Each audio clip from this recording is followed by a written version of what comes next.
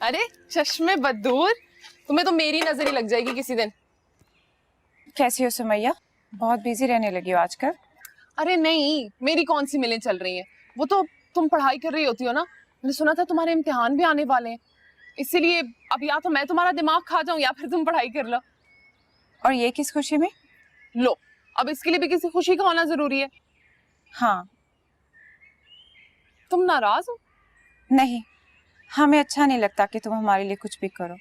हम तो तुम्हें अपना दोस्त मानते रहे हैं, लेकिन तुम शायद हमें इस लायक नहीं समझती। दुर्योधन, तुम ये कैसी बातें कर रही हो? ठीक है तो कह रहे हैं, तुम जरूर हमसे कुछ छुपा रही हो। तुम्हारा इलियास से शादी का फैसला, तुमसे हमें जीने के रंग मिले हैं सुमैया। तो कैसे लगने लगा कि जैसे हम तुम्हें जानते ही नहीं है। तुम हमारी हमदर्द हो, दोस्त नहीं। ऐसी कोई बात नहीं अदन, मैं तुम्हें सिर्फ परेशान नहीं करना चाहती थी। तो जैसे ये सब छुपाकर बहुत खुशी दे रही हो हमें, तुम ये फैसला कर भी कैसे सकती हो? करने पड़ते हैं अदन, बहुत से ऐसे फैसले करने पड़ते हैं मन मर्जी के खिलाफ।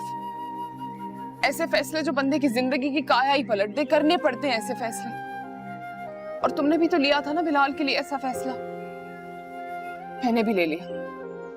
वो ही तो कह रहे हैं, तुम हमसे बहुत कुछ छुपा रही हो सुमैया, जबकि हम अपने दिल की हर बात तुमसे बांटते आए हैं। मैं जिससे मोहब्बत करती हूँ वो किसी और को पसंद करता है, तो फिर मैं और क्या करती? इसीलिए मैंने इलियास से डील कर ली कि अगर वो अपने भाई अकबर की शादी मदिया से कर देगा तो मैं उसकी हुई। और तुम्हें पता है, वो जो उसका भाई है ना, अकबर भाई, बहुत ही अच्छा आदमी है। जितना मैंने सुना और सोचा था ना, उससे तो बहुत ही ज्यादा अच्छा। पर तुम्हारा क्या सुमैया, तुम जिसे पसंद करती हो वो आदिल है ना। तुमने उससे बात की, वो किसे पसंद करता है? अच्छा बस, आज के लिए बहुत हो गया। मैं इसके अलावा और कुछ कह भी नहीं पाऊंगी। एक सवाल मैं तुमसे पूछूं, अगर तुम्हें बिलाल ना मिला तो क्या तुम उससे शादी कर लोगी जो तुमसे मोहब्बत करता है? उसी से शादी करूंगी।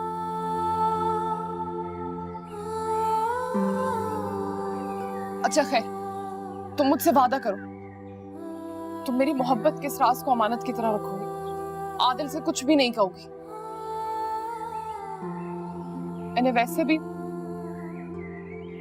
आदिल से अंधाधुंध मोहब्बत की है, बगैर कुछ सोचे समझे, बगैर कुछ देखे। अब भी वैसे ही ठीक है। और अब अगर मैं उससे कुछ कहूंगी ना तो उसे लगेगा मैं अपनी मोहब्बत की कीमत मांग रही हूं।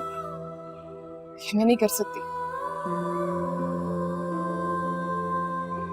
अच्छा खैर, मुझे याद आया, वो तुम्हारी पप्पू फिर से आ गई।